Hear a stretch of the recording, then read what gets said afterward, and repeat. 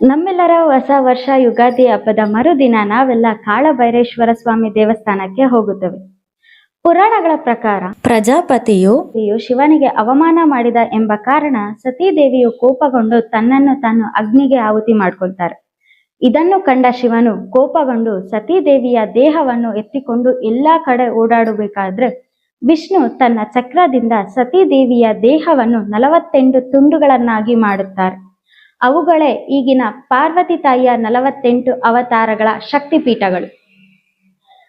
ಈ 48 ಭಾಗದಲ್ಲಿ ಒಂದು ಭಾಗ ನಾಶವಾದರೂ ಸಹ ಸತೀದೇವಿಯು ಪುನರ್ಜನ್ಮ ಪಡೆಯಲು ಸಾಧ್ಯವಾಗುವುದಿಲ್ಲ. ಇದಕ್ಕಾಗಿ ಶಿವನು ಕಾಳಭೈರೇಶ್ವರನನ್ನು ಸೃಷ್ಟಿಸಿ ದೇವಾಲಯ ಮತ್ತು ಊರನ್ನು ಕಾಯಲು ನೇಮಿಸುತ್ತಾರೆ. ಹೊಸ ವರ್ಷದ ನಂತರ ಎಲ್ಲ ದೋಷಗಳು ನಿವಾರಣೆಯಾಗಲಿ, ಹಾಗೆ ಬರುವ ವರ್ಷ ಸುಖಕರವಾಗಿರಲಿ, ಎಲ್ಲ ಕಾರ್ಯಗಳು ಯಶಸ್ವಿಯಾಗಲಿ ಎಂದು ಬೇಡುತ್ತಾ ನಮ್ಮ ದೇವಾಲಯ, ನಮ್ಮ ಊರು, ಹಾಗೆ ಎಲ್ಲ ಜನರನ್ನು ಕಾಪಾಡುವ ಕ್ಷೇತ್ರ ಪಾಲಕನಾದ ಕಾಳಭೈರೇಶ್ವರ ಸ್ವಾಮಿ ದೇವಸ್ಥಾನಕ್ಕೆ ಹೋಗಿ ಪೂಜೆ ಮಾಡಿಸಿಕೊಂಡು ಬರುತ್ತೇವೆ.